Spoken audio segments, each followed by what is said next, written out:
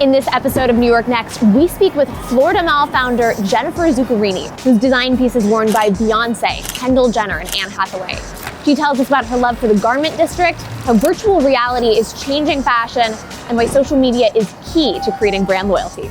I think it's the most important thing that young designers can do because that's really where you can build a platform. Fleur du Mal is a luxury lingerie and ready-to-wear brand that is sold online at top department stores and specialty retailers globally. From when I was about 8, I knew I wanted to be in fashion.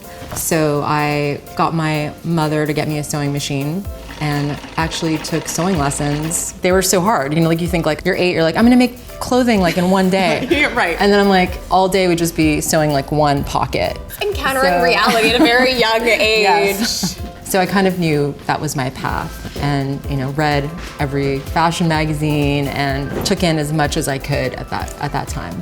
You worked for quite some time at Victoria's Secret. Tell me about what it was like to go from that to now running your own company. The thing about Victoria's Secret or a company like that, I knew what every day was gonna look like. It was very structured. And basically I got a little bored at Victoria's Secret because I felt you communicate and work with the same people.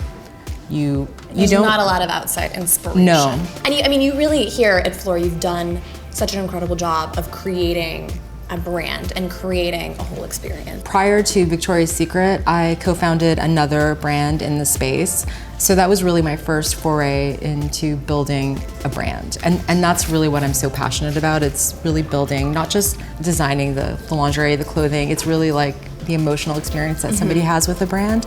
We host panels, we bring in experts in the sexual wellness space, we talk about women's issues, things that I think resonate with our customer. So it's not just about beautiful, sexy lingerie. Our woman is more complex than that. Have there been specific models or actresses who've worn something and you've seen the brand just sell out after that? You know, we just had Anya Taylor Joy in the menu.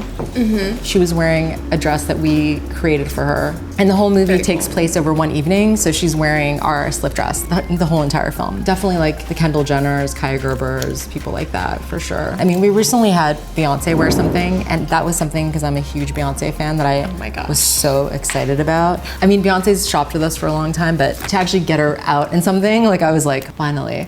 It seems like there's a lot of applications with virtual reality to fashion as well, where people can maybe try a garment and see what it looks like on them. Are there other applications you think you can harness in the next few years?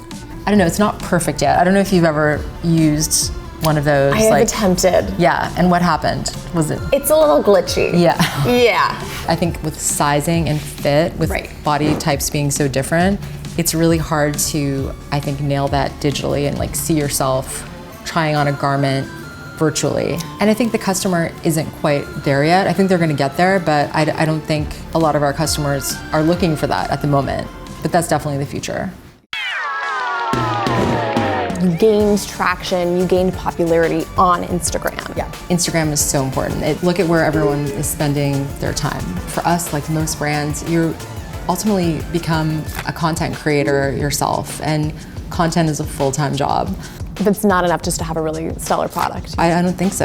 I wish. Sometimes I really romanticize how things were before a little bit because I'm like, oh, if only we could just buy a page in Vogue, you know, like life would be so easy. Yes. But instead we have to do so much more and actually spend so much more to get that presence on social. I think it's the most important thing that young designers can do because that's really where you can build a platform.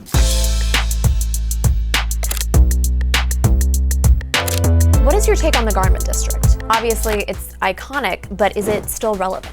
I have so much love for the Garment Center because that's where I started my career. I've in the past done a lot of production in New York, so really worked with factories there. You know, I'm worried about it. It's hard. Like the thing is, for New York designers making things in New York, it's expensive.